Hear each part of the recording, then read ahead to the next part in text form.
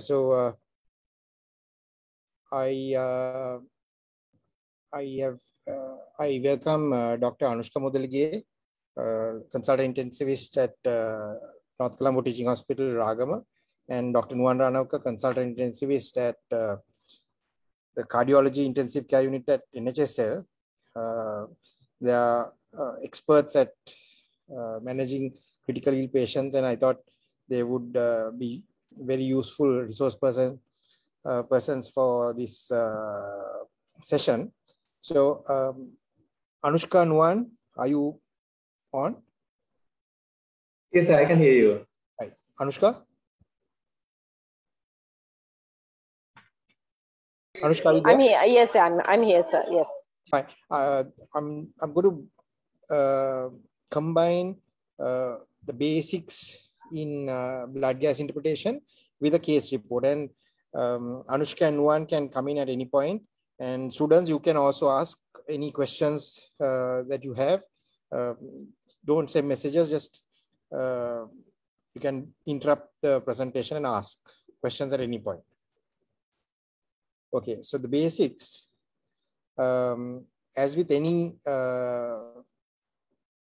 clinical scenario, assessment of the patient is very important. Though this is a presentation or discussion on blood gases, I think we need to remember that we are managing the patient. So assessing the patient becomes very important. We treat the patient, not the blood gas report. So assessing the patient in terms of history, what the acute problem is, how the problem has progressed up to the current point, any chronic diseases underlying, any medication the patient has been on, all this is relevant. And the examination, look for key features like evidence of hypoxemia, not only cyanosis, but evidence of hypoxic organ dysfunction, confusion, chest pain, and then evidence of hypercarbia, acidosis, and also things like work of breathing. Is the patient struggling to breathe? Is the patient getting exhausted? These are important clues to the clinical picture, right? And it's very important to find out whether you are looking at arterial blood gas or a venous blood gas. And also, before you do a blood gas, if you're doing the blood gas, you need to think, okay, what information do I need? And would I get what I want from arterial blood gas, or would it be a venous blood gas that is required? And also try to think, okay, what would I see in this blood gas? So it becomes a learning exercise all the way through. Nuwan, Anushka, could you add anything to this, please? Yes, just I want to kind of highlight what you said exactly. That there are, just want to reiterate the things. Just there are actually two golden rules. One of them is very relevant here, as you said, sir. That I just want to highlight the fact: the first golden rule, that you should never attempt analyzing a blood gas without knowing the patient's history, because there are a whole lot of information where you can go wrong and you get some assumptions if you don't know the history. So the first golden rule in ABC analysis is that you should know the history. So just want to highlight the fact that the golden rule, never assess the blood gas without knowing the history. Just want to highlight the facts. Okay. All right. So when you get a blood gas, I think it's you can interpret it or look at it any way you like, but if you look at the hypoxia, or try to quantify the hypoxia, trying to find causes for this hypoxia, remember that hypoxia kills very rapidly. So you don't need to wait for a blood gas to find out if a patient is hypoxic. You have a pulse oximeter which is readily available, clinical signs which suggest hypoxia. So all that can be used supplemented with the blood gas report, right? On the blood gas report, you get a P simple AO2, which is the partial pressure of arterial oxygen. You get a S simple AO2, that is a saturation of arterial oxygen. And if it's a central venous blood gas, central venous CV, the saturation in the central venous blood gas becomes important, right? So these are the things that we would look at in blood gases in relation to oxygenation and hypoxia. Right. Also, if you look at these two examples, patient A and patient B, could somebody tell me which patient looks to be having the better oxygenation in terms of partial pressure of oxygen? Students?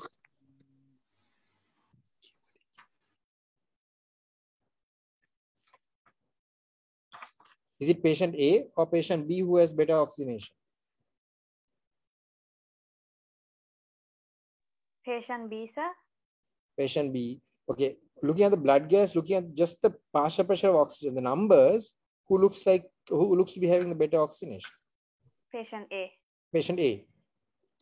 But if you look at the amount of oxygen each patient is getting, patient A is getting an FiO2, a fraction of inspired oxygen of 0.5, whereas patient B is breathing room air, FiO2 of 0.2, right? So if you factor in the inspired oxygen, we see that patient B has better oxygenation or gas exchange compared to patient A. So always factor in the effect of the inspired oxygen when you interpret the partial pressure of oxygen.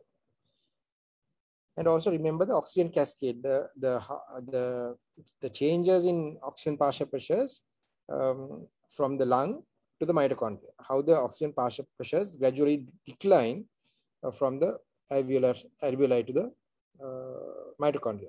Anushka, any additional points that you would like to make on this?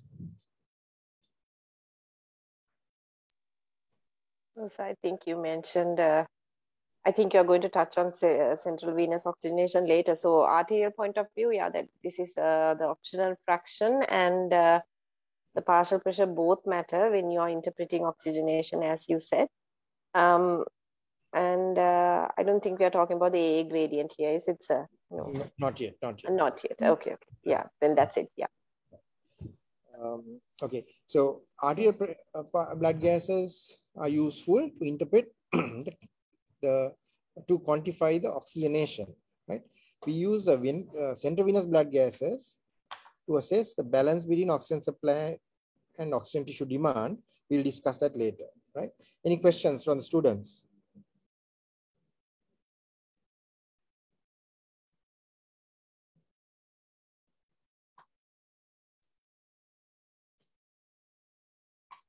Okay. All right. So this is a 35-year-old, previously healthy male, admitted following a stab injury to his chest. He's dyspneic, and during the course of his resuscitation, you have done an arterial blood gas, right? pH is 7.48, and the partial pressure of arterial oxygen is 90 millimeters mercury. So, could one of the students tell me what additional information you would need to quantify the oxygenation? Saturation of the patient and fraction of inspired oxygen, sir. Good. How does a fraction of inspired oxygen help? This patient's partial pressure of arterial oxygen looks normal, right? Maybe slightly lower than normal, but it's not too bad. So how is fraction of inspired oxygen going to help? Because we have to know whether the patient is taking the normal air fraction of inspired oxygen, or whether the patient is getting any supplementary oxygen to get this arterial oxygen levels, sir? Yes. So, Anushka, could you tell us a bit about the PaO to FiO2 ratio? Yeah, that is exactly as we said. The partial pressure of oxygen in the body depends on how much oxygen that we inhale and the pressure that we inhale it at. So for you and me, for example, we breathe room air. So that is 21% at a barometric pressure of 760. Whereas a critically ill patient would take higher percentage. The moment we start oxygen, he will not be breathing 21% anymore. So it could be higher.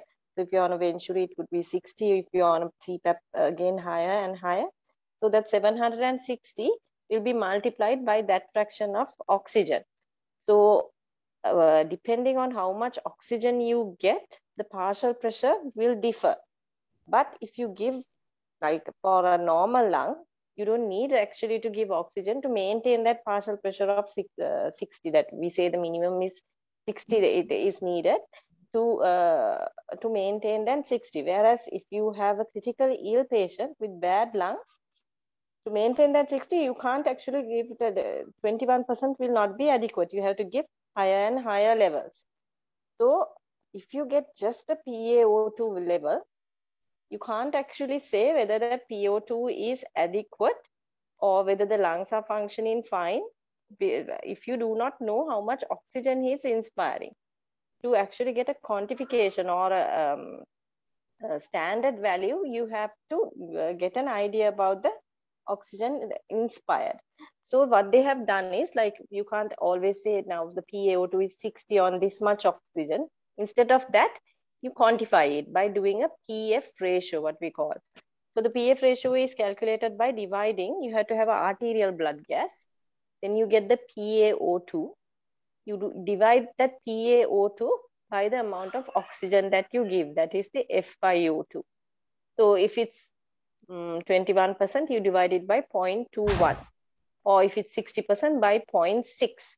And by that, you get a ratio.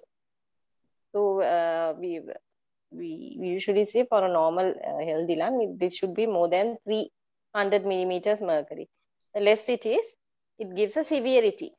So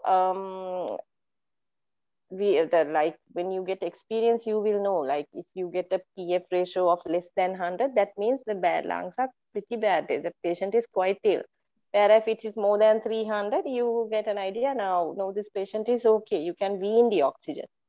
So it's kind of a like standardizing the amount of oxygen in the body. Am I clear? Students, any questions on this, the PF ratio?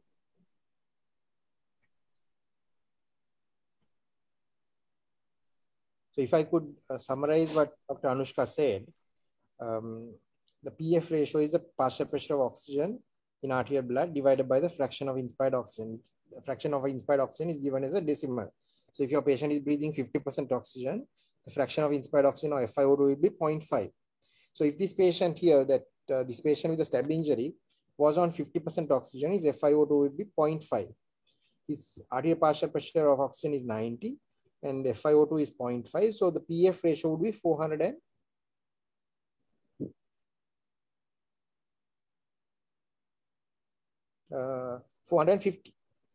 Is that correct? Sorry, not 450. Sorry, it's 180, right? So this is way below the normal, which would be at least a minimum that you would 90 divided by 0.5 would be 180, and that would be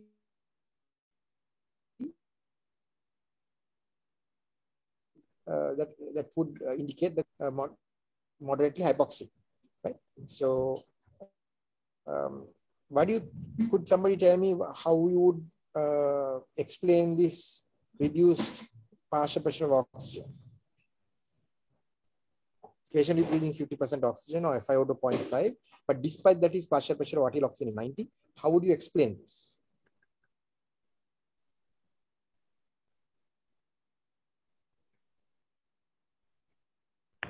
Partial pressure of oxygen will depend on the total pressure and the amount of the fraction of oxygen in that mixture. So though we take 0.5 fraction of inspired oxygen gas, when it comes into the alveoli, it will be mixed with the water vapor in the trachea, and that will cause reduced partial pressure of oxygen, sir.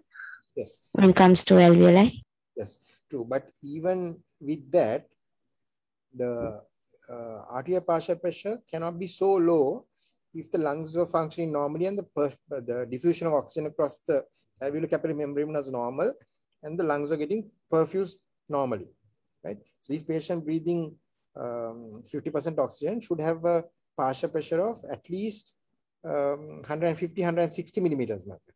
So why would this patient with a stab injury why would this pressure drop despite being on 50% oxygen? Is only his partial pressure is only 90. How would you? What would you think? What do you think is the cause?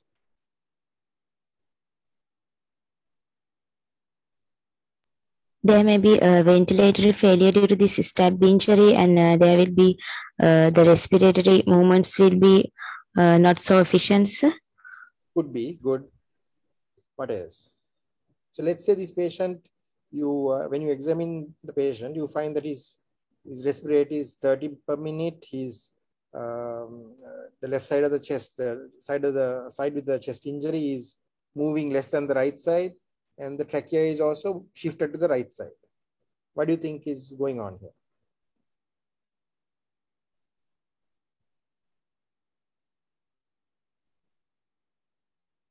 What is pneumothorax or hemothorax? Yes, it could be a pneumothorax or hemothorax. So when there is a pneumothorax or hemothorax, what happens to the lung on that side? Lung will be collapsed, sir. The lung is not getting ventilated, right? Yes, sir. So there is blood passing through the capillary, the alveolar capillaries of that lung, but those the blood passing through doesn't get oxygenated because the lung is not ventilated. So that is a reduced ventilation, but the perfusion is normal. So what kind of VQ mismatch is that? Shunt, sir. So there is a big shunt, and the shunt is causing this, is the most likely cause for this drop in partial pressure of oxygen and the reduction in the PF ratio. Right? So this blood gas has helped to quantify the effect of this pneumothorax on oxygenation. Is that clear? Yes, sir. Okay. Okay, so these patients, carbon dioxide, the partial pressure of arterial carbon dioxide, is this normal or reduced? It's reduced, sir. Okay. Could somebody else tell me why this carbon dioxide might be reduced? Due to the hyperventilation, sir? It could be due to hyperventilation. So this patient may be anxious and hyperventilating. He's not hypoxic enough to hyperventilate. What partial pressure of oxygen would the hypoxia trigger hyperventilation?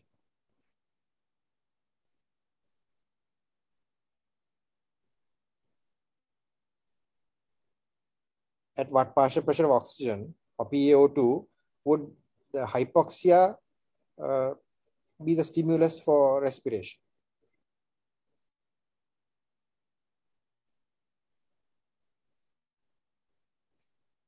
Okay, it happens at about 60 millimeters mercury. So hypoxia is, because this patient is on supplementary oxygen, his hypoxia is not severe enough to trigger hyperventilation. So it's probably pain, anxiety, all that is triggering the hyperventilation. Now, if Anushka, shall we clarify the A gradient at this point, Anushka? Yes.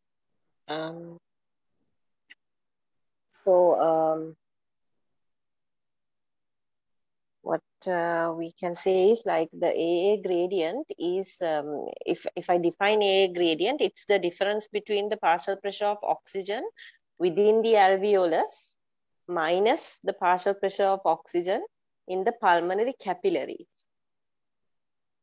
So whatever, again, the alveolar partial pressure of oxygen minus the partial pressure of oxygen in the pulmonary capillary. So inevitably that means there is a difference. The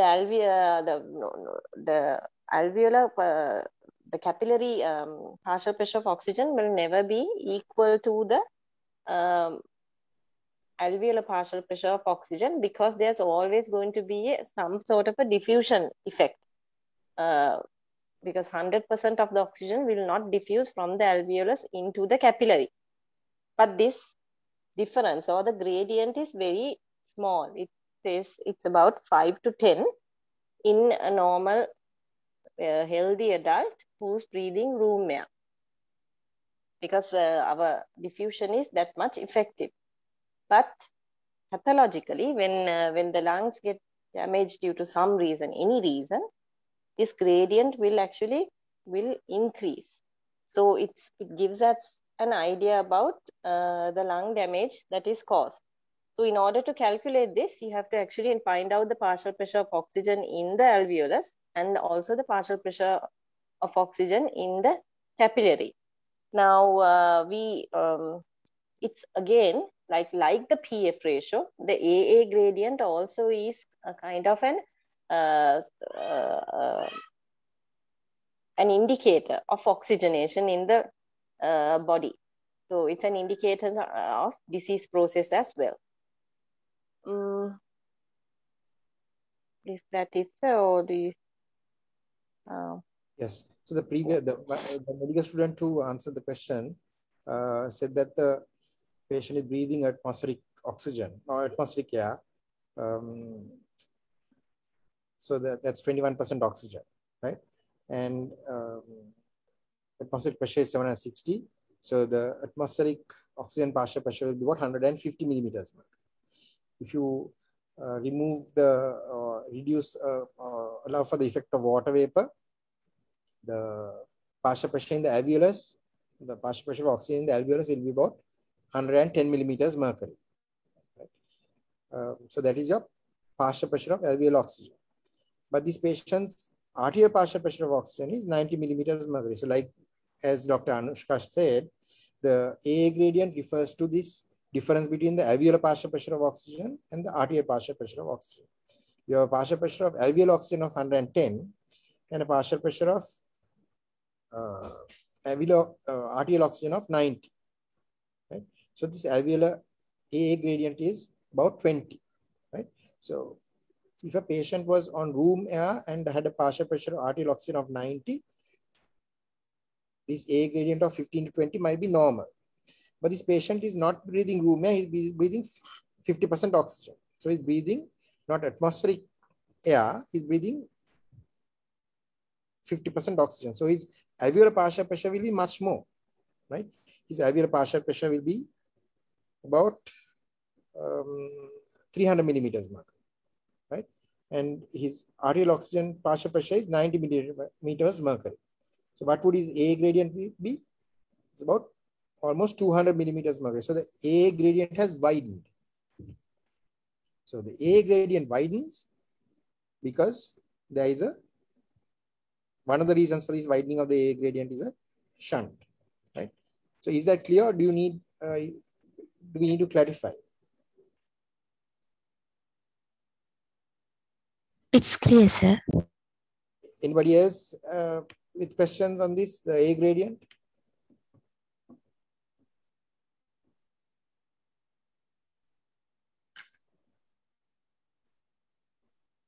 Okay, so, all right. So how would you correct this patient's hypoxemia? This patient is has a stab injury, and how would you correct this hypoxemia?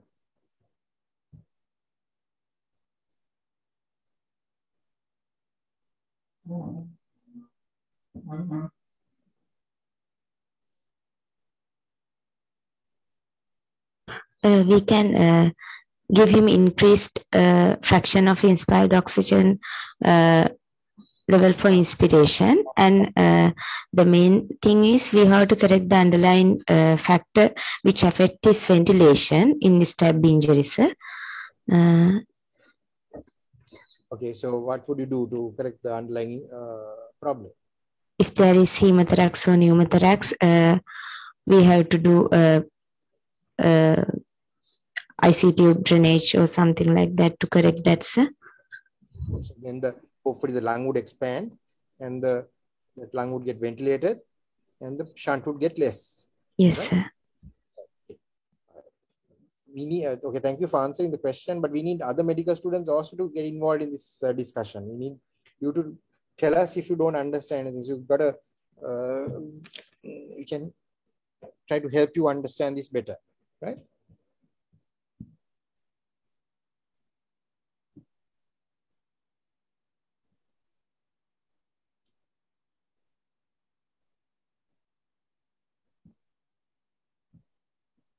Can you see my screen? Yes, sir. Okay. All right. So then we move on to assessment of respiration and ventilation. Nuwan, would you like to explain this respiration, ventilation, and the blood gas, the relationship to blood gases? Okay, sir. Yeah. Thing is now, unlike oxygen, oxygen. Now you heard that it's all about diffusion, isn't it? Now it was assessed whether the diffusion is impaired, how the diffusion is affected with AA gradient. There's on one side in the alveoli the oxygenation, the oxygen level in the alveoli as well as oxygen level in the blood. So that's what you meant by AA gradient. So it's all about diffusion. But the thing is, when it comes to carbon dioxide is a kind of a very soluble gas. And unlike oxygen, oxygen is a soluble, but more than that, carbon dioxide is very soluble. So therefore, the diffusion is not much of a problem when it comes to carbon dioxide. So when carbon dioxide, when you think of carbon dioxide, the level of the carbon dioxide of the body totally depends on its production as well as the elimination from the lung rather than just the diffusion itself. So when it comes to carbon dioxide elimination, how the lung, the ventilatory aspect works. Now, when you think of the lung, there are two functions of the lung when it comes to gas exchange. One thing is oxygenation, and other one is ventilation. So this ventilation affects the carbon dioxide level. So now when it comes to ventilation, usually ventilation is meant to be like minute ventilation. You all know in your physiology, the minute ventilation means tidal volume into respiratory rate. So therefore, the carbon dioxide elimination is totally dependent on the tidal volume into respiratory rate. That is the minute ventilation rather than the diffusion. So when there's some difficulty in kind of producing a good tidal volume, for an example, patient is exhausted, or sometimes if there's a kind of a patient is having some neuromuscular disease where the tidal volume is diminished, then the carbon dioxide elimination is diminished. So there will be carbon dioxide retention. And on the other hand, if the patient's respiratory rate is going down and there's a reduced minute ventilation, therefore there's a kind of retention of carbon dioxide. So now the take-home message is, I would like to say that the carbon dioxide, when it comes to oxygenation, the diffusion matters, and the rest of the thing as well. And when it comes to carbon dioxide, the ventilation matters, which is a kind of a calculated with tidal volume into respiratory rate. I think, yeah, that's the thing you have to think of when it comes to carbon dioxide. All right. If I may summarize what Dr. Nuwan said, carbon dioxide, the partial pressure of arterial carbon dioxide depends on two main factors: carbon dioxide production and the carbon dioxide elimination. It doesn't, the diffusion at the alveolar capillary membrane doesn't influence carbon dioxide as much as it does oxygen, because carbon dioxide is much more diffusible than oxygen, right? So if we assume that the carbon dioxide production is kept constant, because carbon dioxide production might increase in certain conditions like sepsis or hypothyroidism. But if you assume that the carbon dioxide production is kept constant, the partial pressure of carbon dioxide will depend on the carbon dioxide elimination. Now, the carbon dioxide elimination depends entirely on the lungs. And if you give a number to that, that is known as alveolar minute ventilation, which is the product of alveolar tidal volume and respiratory rate. So if either of these change or reduce, the alveolar minute ventilation reduces, and therefore carbon dioxide elimination would reduce. So for example, if you have a patient who's had an opioid overdose, you have given excess or too much morphine for post-op pain relief, this patient's respiratory rate, let's assume that the respiratory rate drops from 12 to 6, his carbon dioxide elimination drops by half. Therefore, the carbon dioxide partial pressure will almost double in an arterial blood gas, right? So, important thing to remember is that the arterial partial pressure is determined by the carbon dioxide production and elimination. And the elimination, which is the factor which is likely to be abnormal in most instances, depends on alveolar tidal volume and respiratory rate. And any reduction in the tidal volume or the respiratory rate will result in a carbon dioxide rise in carbon dioxide partial pressure, right? Now again, as Dr. Nuwan said, if a patient is getting exhausted or his neuromuscular activity is diminishing because of say hyperventilating over a prolonged period, or if the patient is trying to breathe against increased airway resistance like in bronchial asthma, he might after a period of time, and depending on how fit he is, might get exhausted, and then the carbon dioxide elimination will diminish and we will see a rise in partial pressure of carbon dioxide, right? So keeping that in mind, let's look at this next slide. Okay.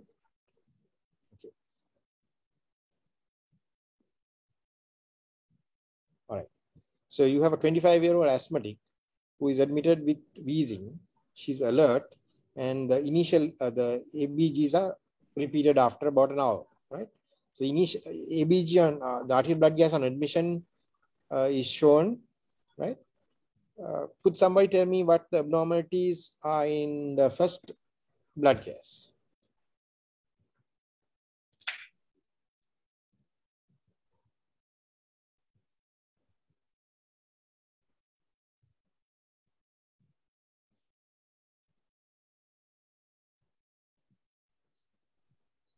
The pH is alkalosis, pH is increased, and the partial pressure of oxygen is normal. Partial pressure of carbon dioxide level is reduced. Bicarbonate level is normal, sir. Yes. So why do you think the carbon dioxide partial pressure is reduced?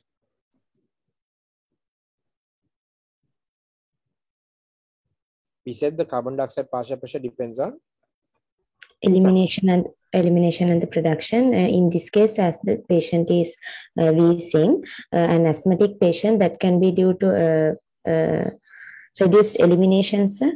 The carbon dioxide partial pressure is reduced, so this patient is probably eliminating increased amounts of carbon. Increasing eliminators, yes. Patient may be tachypnic. Tachypnics, yes. So that has given rise to this reduced partial pressure of carbon dioxide. Now, if this patient, let's say on admission, the patient's respiratory rate is 25, right? So what happens to alveolar mean ventilation? If the partial pressure is 20, if the respiratory rate is 25, what happens to the partial pressure of carbon dioxide? What happens to elimination? Elimination will be increased, sir. So carbon dioxide partial pressure drop, and that's reflected here. So what signs would you expect in this patient on admission? Before you did the blood gas, what signs would you have expected to see? This patient was, so the granting, there's a respiratory dyspnea. Yeah. What about, so this patient also would have been tachypnic, right, initially? And that is confirmed by this blood gas, right? This patient's hypocapnia or reduced carbon dioxide is probably a result of increased respiratory rate, right? But what happens if when this patient continues to breathe fast for 1 or 2 hours? Exhaustion, sir, that will...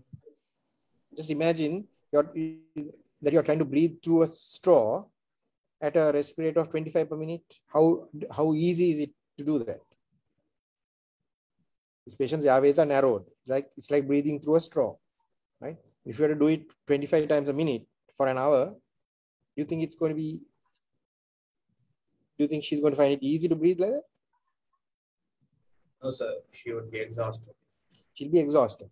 So if the patient gets exhausted, what physical signs do you expect? use of Apnea. accessory muscles, accessory respiratory muscles, and there will be a resistance. Yes. So what would you see?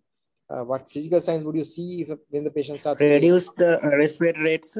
Yes, the respiratory rate starts coming down. So that's a very important physical sign to note, right? That's not a sign that the patient is getting better, but it's a sign of that the patient is getting worse, right? Okay, what else? What else would happen when the patient gets exhausted? Silent chest Shallow breathing. auscultation. Okay, the breathing might become shallow, child volumes might reduce. What else would happen? Silent chest on auscultation? Maybe, okay. That's a sign of the severity of asthma, not exhaustion per se, right? So let's say we did a blood gas at that point. This patient's respiratory rate, which was initially 35, came down to 16, and at that point we did the blood gas, right? And this is what you get. pH is 7.33. So that indicates what? What does that indicate? Acidosis. Acidosis. Yes, so the alkalosis, the mild alkalosis in the first blood gas has changed to an acidosis. Oxygenation has reduced, right? A partial pressure of oxygen. Now she's on, let's say she has been given 40% oxygen. Despite being on 40% oxygen, her partial pressure of oxygen has dropped. What's happened to the carbon dioxide partial pressure? Elevated. It's increased. And how do you explain this increase in bicarbonate? As a compensatory mechanism? Is it a compensate? It could be compensatory, but what happens to the carbon dioxide that is produced in the when the carbon dioxide levels increase in blood? What happens to the carbon dioxide? It gets buffered Bicarbonate level will be increased. It combines with water, forms carbonic acid, which dissociates into H plus and bicarbonate. So bicarbonate levels will increase anyway. In addition, if the compensatory mechanisms kick in, then you will find the bicarbonate levels increasing further. Okay, so this patient, this blood gas confirms that this patient might be getting exhausted. Anushka, could you tell us how you would assess a patient who's getting exhausted? What you would assess for?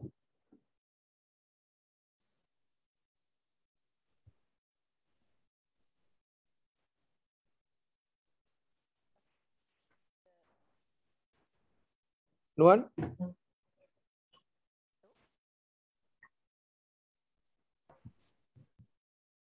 Yes, now when a patient getting exhausted, one thing you can see is clinically what you can see is the patient's now previously patient is breathing well, kind of breathing well in sense kind of having a tachypnea, kind of using extra other extrathoracic muscles involved in this, like sternocleidomastoid and other muscles getting involved in breathing. But when the patient is getting exhausted, clinically what you can see is the depth of the breaths are getting kind of more shallower, getting shallower and shallower like that. And later on, what you can, the kind of if it is very severe, you may see kind of a paradoxical type of breathing. If you have seen clinical patients clinically, you can see now, normally when a patient takes a breath, what will happen is lung expands and the chest cavity expands and the diaphragm pushes down. Because of that, the abdominal wall, because of the diaphragm pushing down, the abdominal wall elevates. So that's what you normally see. But what happens is when the patient is getting exhausted, there'll be a kind of a seesaw type of pattern. When the kind of when the diaphragm pushes down, kind of this abdominal wall elevates, but the respiratory muscles in the chest, that is these intercostal muscles, are not strong enough to get the chest elevated. So therefore, chest is not getting elevated, rather it goes down. So it's a kind of seesaw type of movement. So chest wall goes down and abdominal wall goes up, and then abdominal wall goes down and chest wall goes up. So it is called paradoxical type of breathing. And that will be there when it is severe form of exhaustion. And that's how you clinically assess.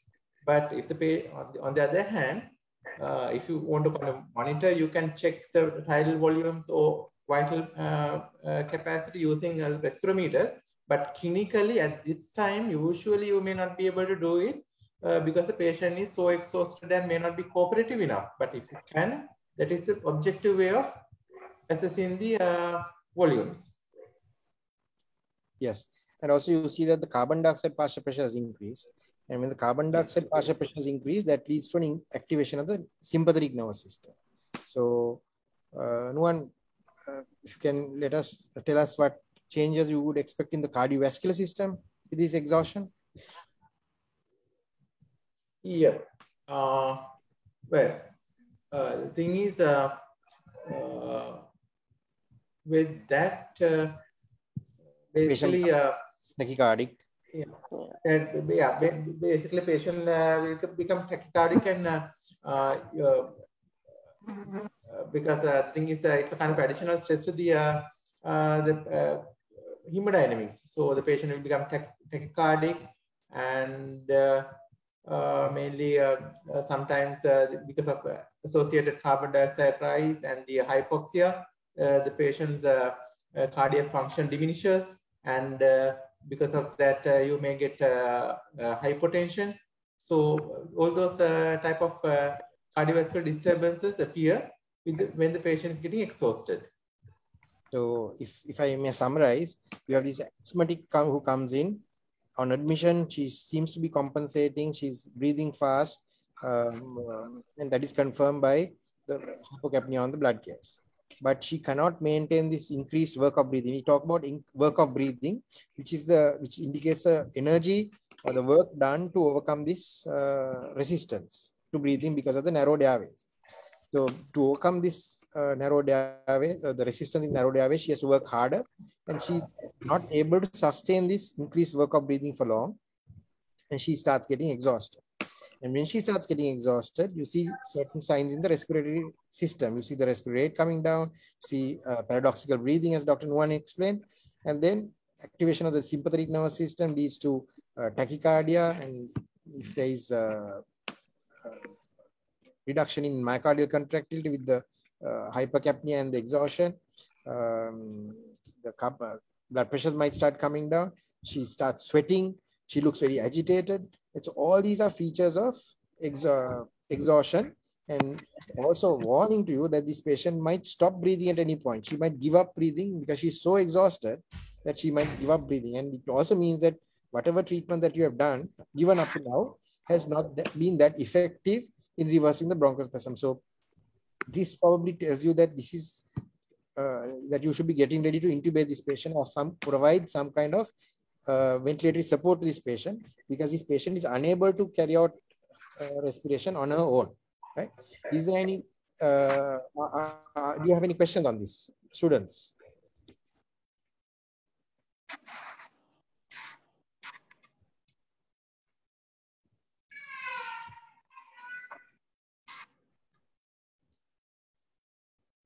Okay, let's go to the next section. Right. So we've talked about oxygenation, we talked about carbon dioxide and ventilation.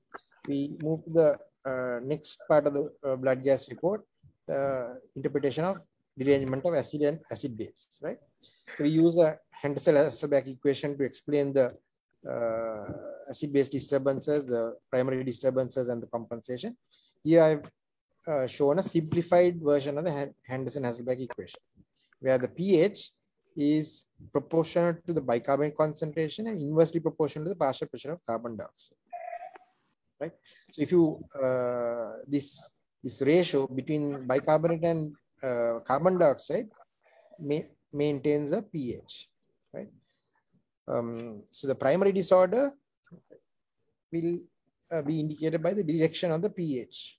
So if we assume that the normal pH is 7.4, in the blood gas, if you find a pH of 7.2, the primary disorder is most likely to be an acidosis because the pH is reduced, right? And when the patient starts compensating, the pH will return towards 7.4, but it will not be a complete return, not be a complete compensation, because and generally it's about 60 to 75%, right? So you will not see a pH returning to 7.4 if the patient's underlying clinical problem is not sorted out.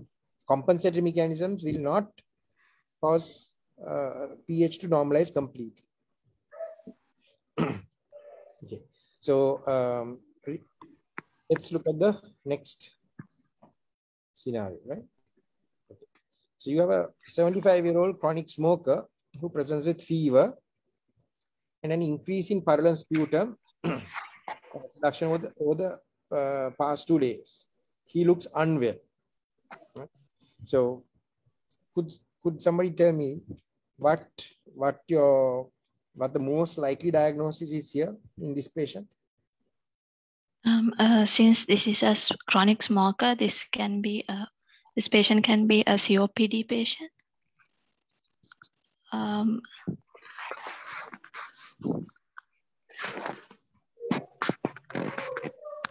Okay.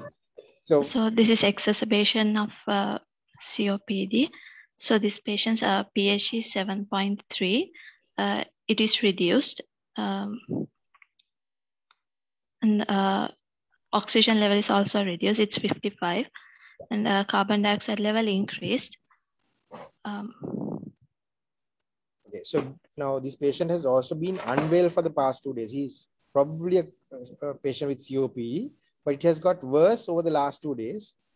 He's got fever. He's produced a lot of purulent sputum, and he looks unwell. So he's probably got an infective exacerbation of COPD. Is that correct? Do you agree? Yes, sir. Right. Yes, sir. So this patient's carbon dioxide is 60. Do you think this carbon dioxide of 60 is it's increased to 60 over the past half an hour? Or do you think it has been 60 for a few hours, maybe a few days?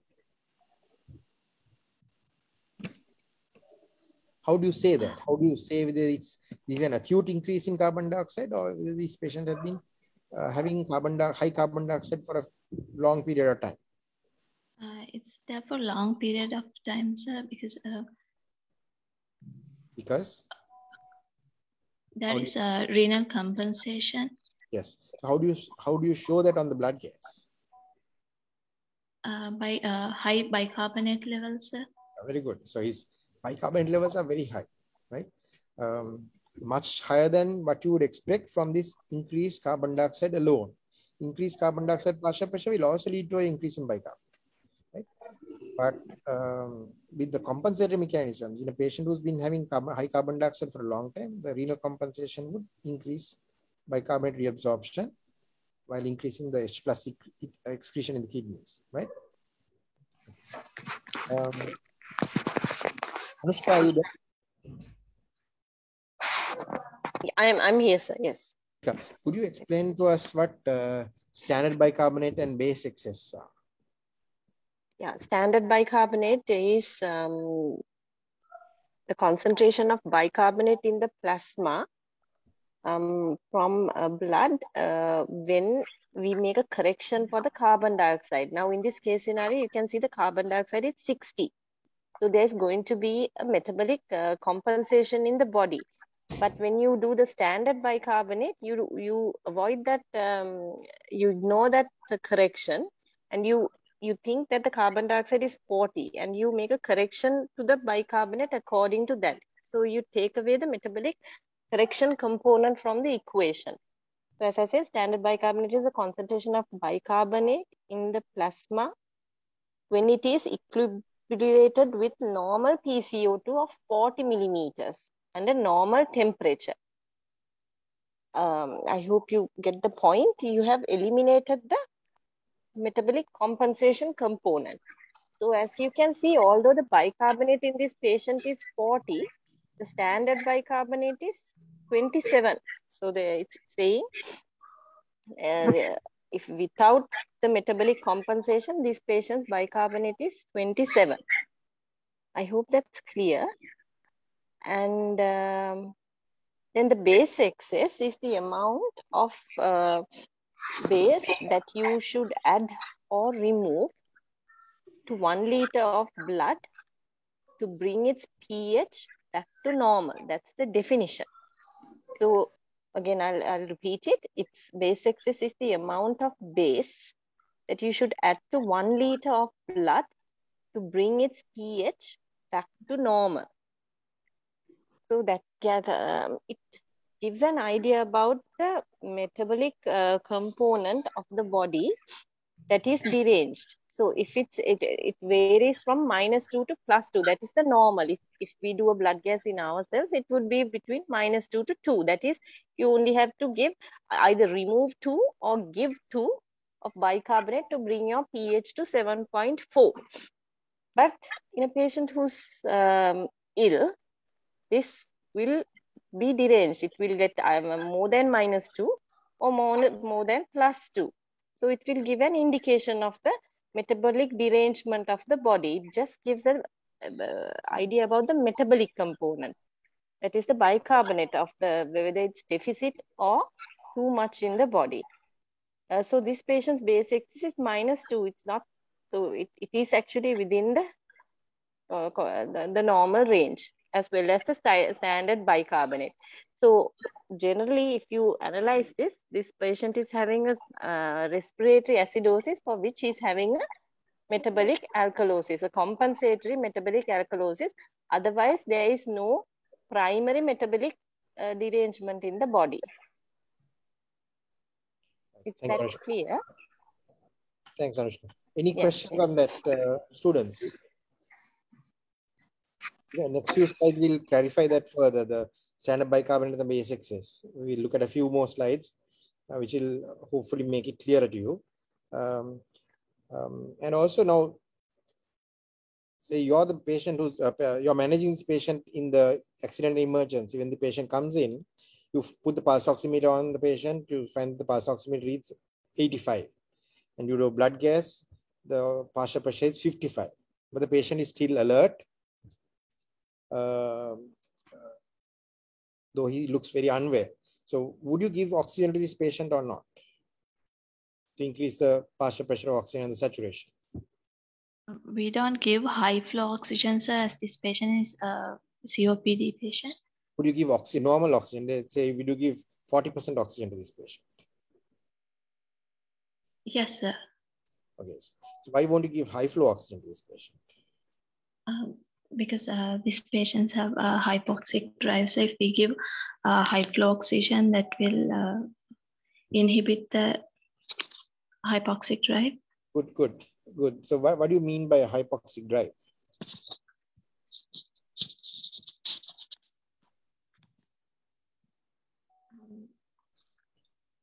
The respiration is maintained by low level of oxygen. Yeah. If this patient was not did not have COPD and he was otherwise healthy, what would drive respiration? What would be the stimulus for the respiratory center?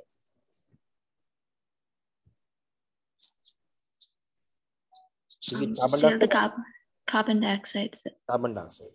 But this patient has elevated carbon dioxide levels chronically. So what happens to the respiratory center, the sensitivity of the respiratory center to carbon dioxide?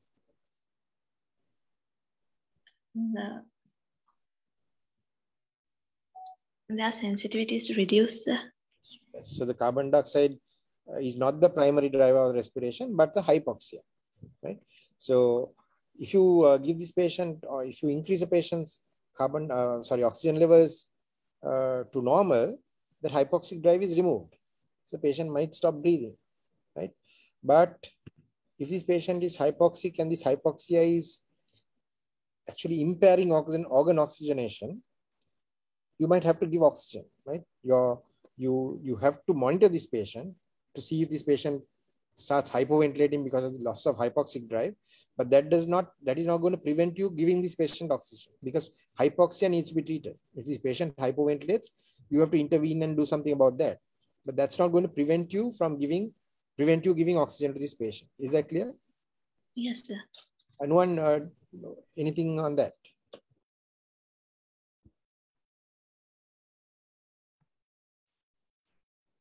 It's basically isn't it? About being concerned about abolishing the hypoxic drive and not giving oxygen to a hypoxic patient. What do you think of that? Yeah, that's the thing. So one thing you should remember is that the main thing which kills the patient is hypoxia. The hypercapnia or the high carbon dioxide level will not kill the patient immediately, but rather the low oxygen level, hypoxia, will kill the patient definitely. So therefore, you should, if you are too much worried about carbon dioxide and thinking that you should not give oxygen, that's again you're harming the patient. So the first of all, you have to correct the oxygen, but when in this situation, you have to be very cautious. So cautiously monitoring, you have to give oxygen. And then along with that, you monitor the carbon dioxide. You monitor the pH level, whether it's changing. And if it is changing, then you can take secondary steps to prevent that. But that doesn't mean that you should not give oxygen thinking only about carbon dioxide. Yeah. Isn't it, sir? Yeah. And it's Thank you, Noor.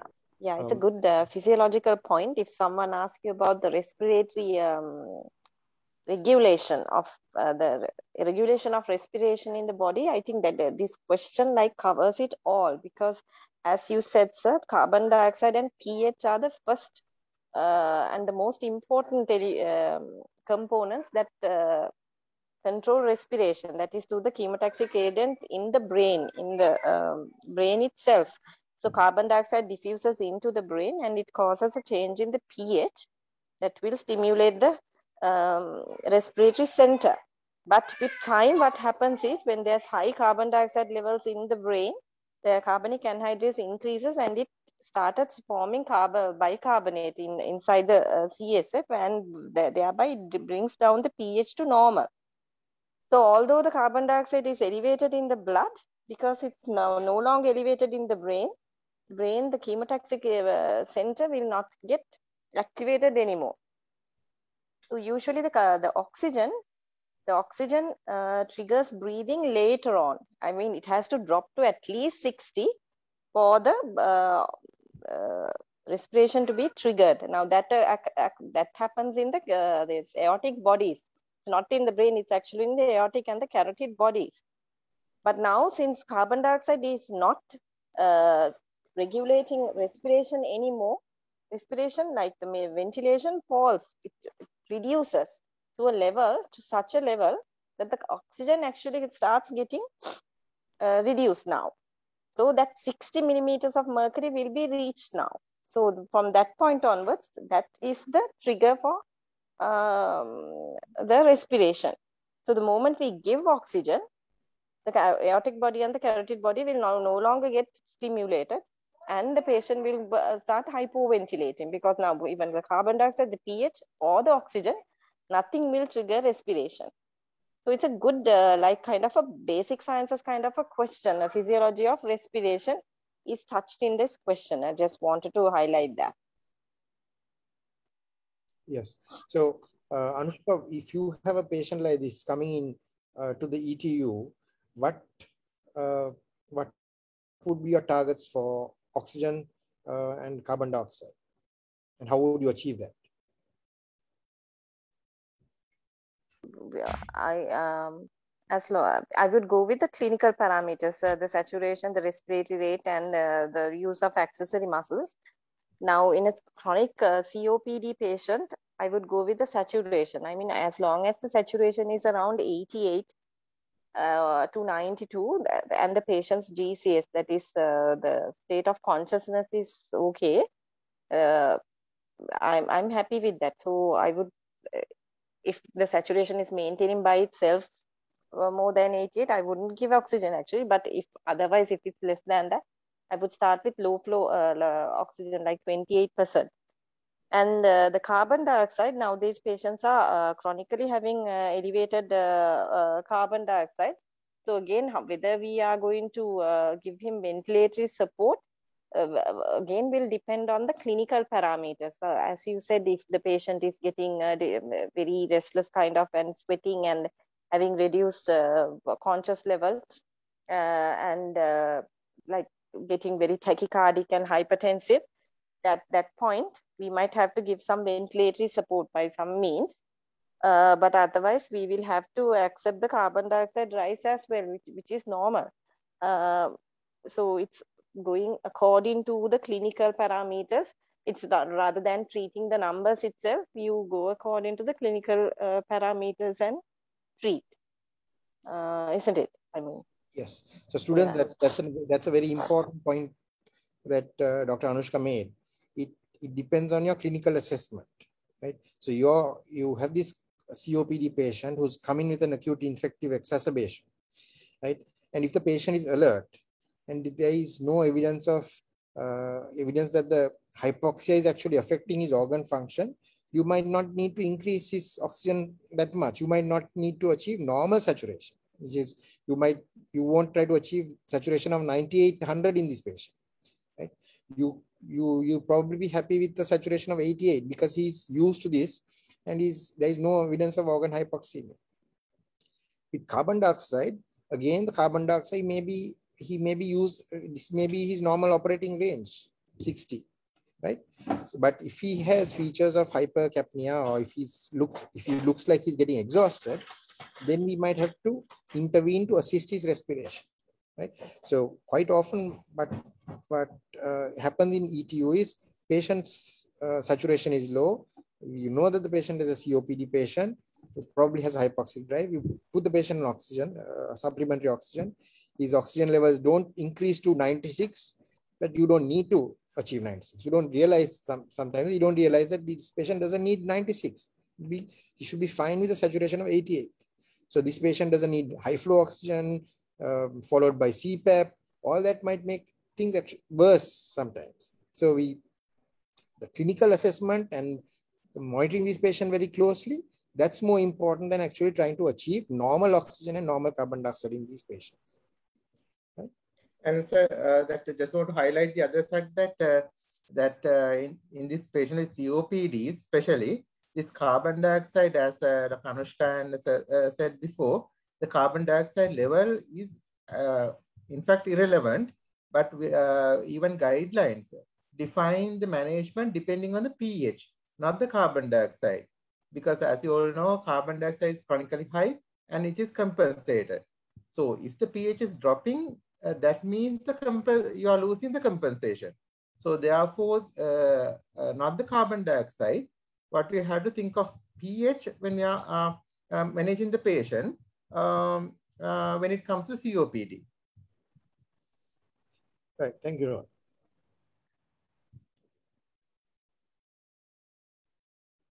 Okay, so this is a patient who's, let's say, been treated in the ward for chronic pancreatitis.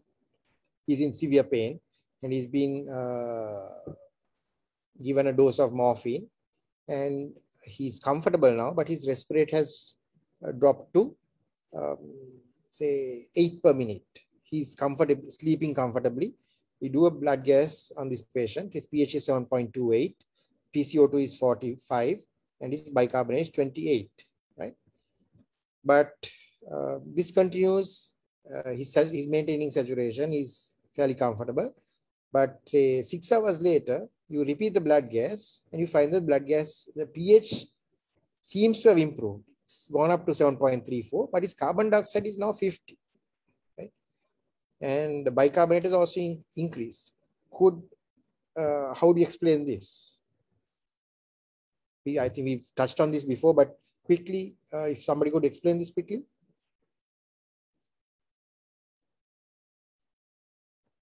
Students. Respiratory muscle exertion? Yes.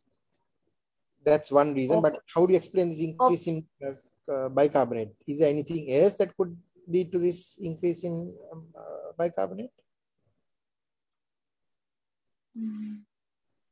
Why? Okay, if the respiratory muscle exertion led to you're right, the partial pressure of carbon dioxide would have increased. But why did the pH improve? Why did the pH improve from 7.28 to 7.34 despite an increase in carbon dioxide? Due to the renal compensation? Yes. So renal compensation takes time. Sometimes it might take a few hours, might even take six hours to get activated, right? So when that gets activated, you see that the pH starts coming down because the body is trying to maintain a normal pH. That is, it's trying to maintain normal H+ concentration. It might do that at the expense of getting rid of bicarbonate. Sorry, getting rid of H+ or retaining carbon dioxide, right? So the pH is returning towards normal. Carbon dioxide is increased, but the pH is returning to normal because the body is retaining bicarbonate in the kidneys while excreting H+, right? Okay. Next one. Okay. I think Dr. Anushka explained what base excess and standard bicarbonate means. Does anybody need any clarification on what base excess and standard bicarbonate mean?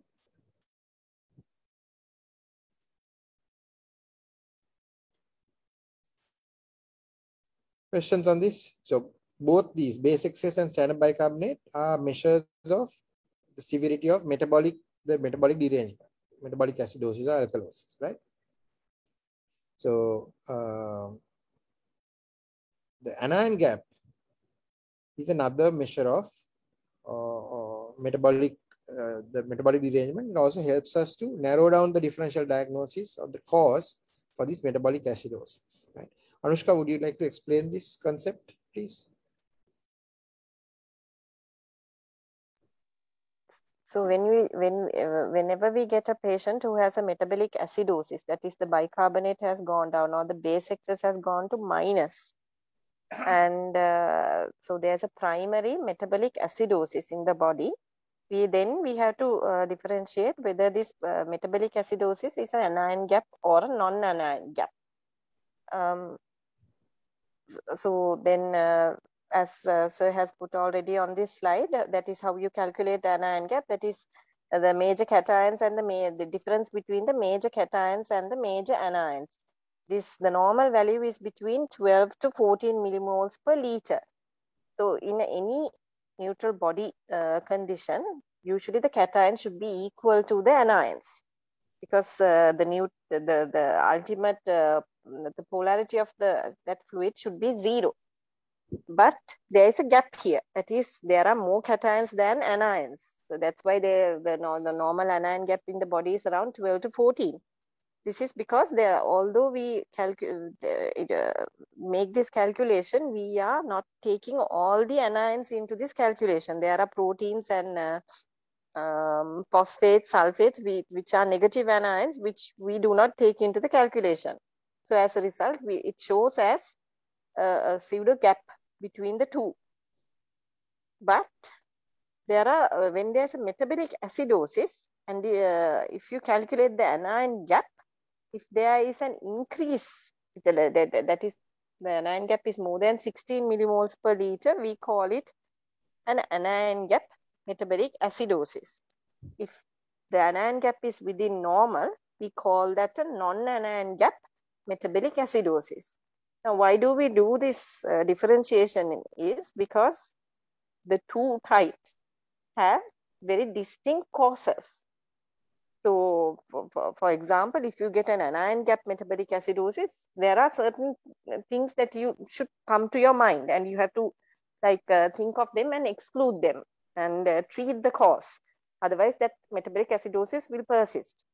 On the other hand, if it's not a metabolic, non-anion gap metabolic acidosis, there are other set of diagnoses, which again you have to think about and rule out. So I think Sir has already put all some of the things here. So that's the very the basic or the simplest way of explaining this anion gap.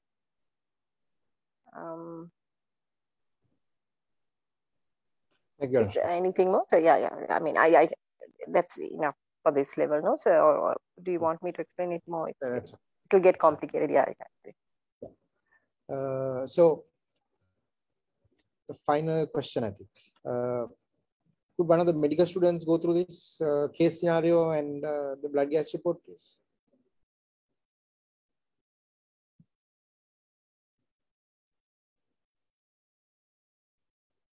Shakya Veeraratne. Yes, sir.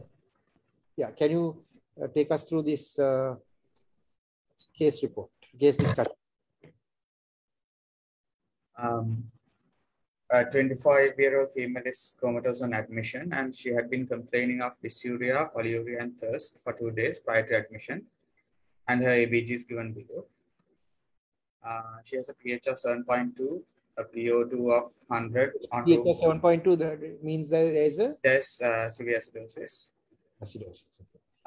And a PO2 of 100 millimeters mercury, which is normal. And a PCO2 of 25, which is low, and a bicarbonate level of 8, which is again low, and standard bicarbonate of 18, and a base excess of 10. Base excess of -10, right? -10, sorry. Yeah. So how do you explain this low carbon dioxide?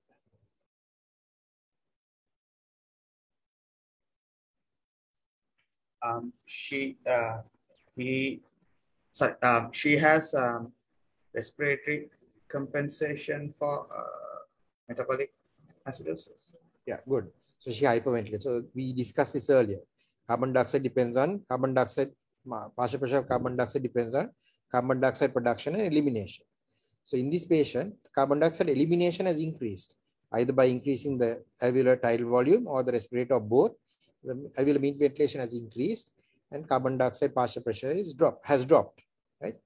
How do you explain the low bicarbonate?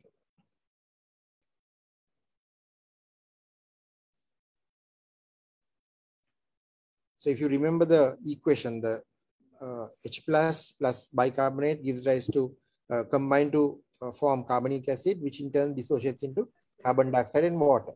Yes. When this patient hyperventilates and gets rid of the carbon dioxide, what happens to the equation? The dissociation of carbon dioxide into the dissociation of carbonate to HCO3 minus is reduced, so the HCO3. So the equation shifts to the right. Shifts to the right. Bicarbonate levels drop. Yes. Right. So could you explain why this patient's standard bicarbonate is 18?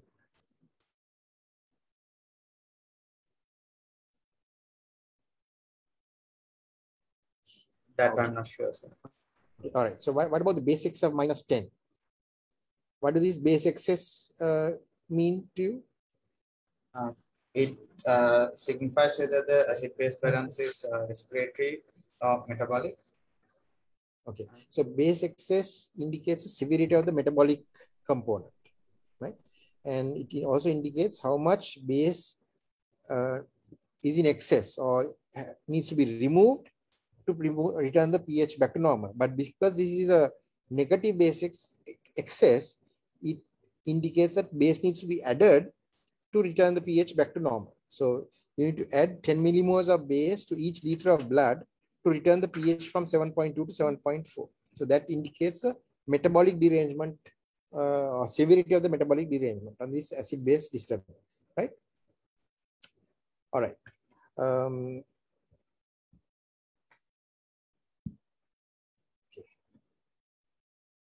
Okay, so what additional information would you require to quantify the metabolic derangement?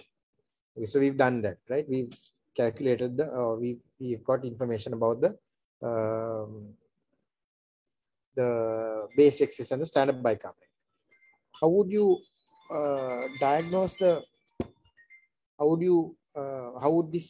what additional information do you need to make a diagnosis of the underlying disorder? We discussed this under anion gap. So do you think calculating the anion gap would help make a diagnosis? Shakya. Yes, sir. Yes. Okay. So anion gap is sodium plus potassium minus the sum of chloride and bicarbonate, right? So you have, let's say the patient's sodium is 140, potassium is 5, bicarbonate is 8, and the chloride is 110, right? So what's the anion gap in this patient? 140 sodium, potassium 5, so that's 145.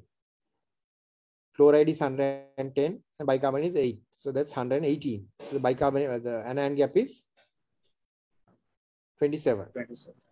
So is that increased anion gap or normal anion? Increase. Anion gap is increased, which means that there is an anion in the circulation that we are not measuring, right? So that there is an unmeasured anion. So that is the cause of this anion gap metabolic acidosis, right? So given this history of a 25-year-old who presents comatose, she has been complaining of dysuria, polyuria, and thirst, what do you think this anion is likely to be? Diabetic ketoacidosis. So most probably keto acids, right? Which has not been measured. So if we measure the keto acids, we should be able to explain how this explain this anion gap, right? Is that clear? Yes, sir. Right. Okay, last one. Do you want us to discuss central venous oxygen saturation, or shall we stop at arterial blood gases? We'll discuss. Okay. So this patient has peritonitis and progresses to septic shock. His blood pressure is low, his urine output is low, and we have a central venous catheter in. We do a blood gas. His pulse oximeter reads 100% on 50% oxygen, or 5 out of 0.5. But his blood gas saturation is 50%, not millimeters mercury. Sorry, my mistake. It should be 50%, right? So, what is the use of central venous oxygen saturation in this kind of patient?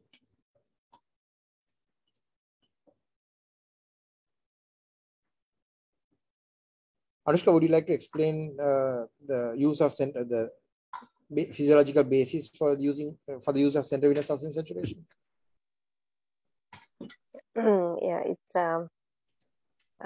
so all this time we've been measuring the oxygen, the amount of oxygen in the arterial system, that is on the supply. Now, in central venous oxygen, we measure the return. So what is the difference between the supply and the return is whatever is being taken out by the cells in the body. That is going to be the result of the return saturation. So so there is a normal value for central venous oxygen saturation. We take it as 65 to 70. This is taken from the central, that is blood from the superior vena cava, just at the entrance of the heart. So we say that it amounts to about 65 to 70 in a normal healthy person. But if there is any critical illness or some problem in the body, this value will get affected because the metabolism of the cells will be affected, or the supply is affected. The arterial side is not working properly, so not enough oxygen is reaching the cells. So the cells are now also taking more and more oxygen. And so there is going to be a change in this oxygen, the central venous saturation. So we say, like, if generally when the central venous saturation is what usually happens is it gets low in most of the disease states. So that will give us an indication, as I said, that the arterial supply, the cardiac output, if the cardiac output is low, the central venous saturation is going to be low for obvious reasons. I mean, the blood supply is not enough. So there's not adequate oxygen for the cells. So the venous return, the saturation in the venous return is going to get reduced.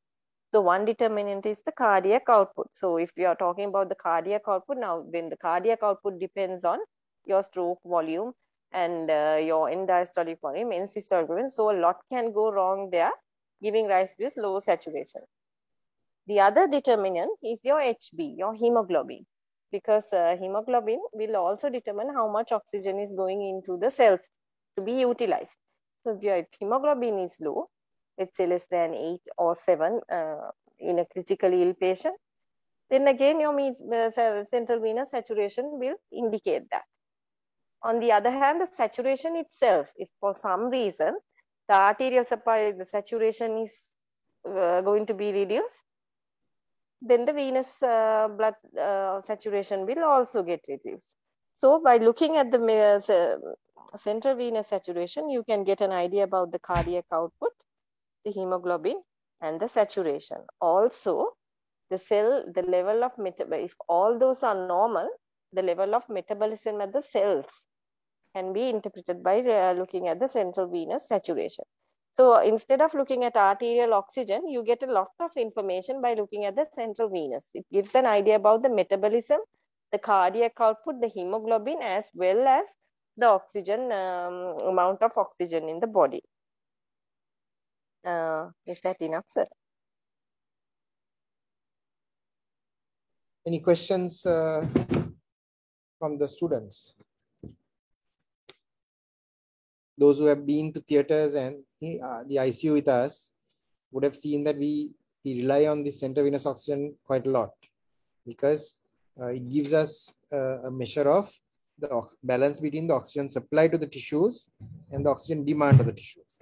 Any in a situation where the central venous oxygen saturation is low, could be either due to a reduction in the supply of oxygen to the tissues or an increased demand, or both. And most of the conditions that we encounter in surgical patients are associated with a reduction in oxygen demand. Right? For example, in severe sepsis, the oxygen consumption reduces because the mitochondria are unable to utilize oxygen. Even the little oxygen that they get, the mitochondria might not be able to utilize. So oxygen consumption actually drops. So despite a drop in oxygen consumption, if the central venous oxygen saturation drops, it is obviously due to a reduction in oxygen supply. And then we try to, like Dr. Anushka said, try to optimize the components that determine the determinants of oxygen supply, which is the cardiac output, hemoglobin, and the saturation. So let's say in this patient, the oxygen saturation is 100%, though his venous saturation is only 50%. His arterial oxygen saturation is 100%. We do not need to increase it. We cannot increase it further. His hemoglobin is also quite good. His hemoglobin is 12 grams per deciliter. So that also doesn't need to be optimized anymore. So the only variable that we can manipulate to increase oxygen delivery is cardiac output. So cardiac output depends on stroke volume and heart rate. So looking at the ECG, we can say if this heart rate is normal or abnormal. Let's say his heart rate is 100 and he's in sinus rhythm. So heart rate doesn't really need to be manipulated. The parameter that needs to be manipulated is stroke volume. If you want to increase the oxygen delivery, you need to increase the stroke volume. You know that stroke volume depends on preload, contractility, and is inversely affected by the afterload. So you can increase the preload by giving fluids. You can increase the contractility by giving ionotropes, and thereby increasing stroke volume and cardiac output, and therefore oxygen delivery. Any questions on that?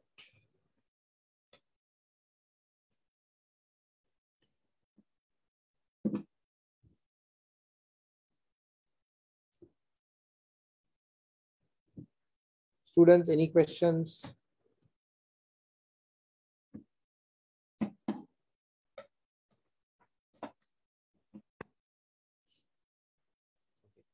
Look. Yes, sir. We can wind up. Okay. All right. Thank you. Okay. Thank you very much, students, for taking part, and also to Anushka and Nuwan for spending their valuable weekend Sunday night time with us. It's a pleasure. Thank you, sir. Yeah. Thank you. Thank you for inviting us. Thank yeah. you. Sumudu, any? Yeah, I think he has. We have lost him. Sir. That's fine. All right. Okay. Thank you very much, sir. Thank you very much. Thank you, Dr. Nuwan. Thank you, Dr. Anushka. Thank you very much. Thank you. Thank you. Good night.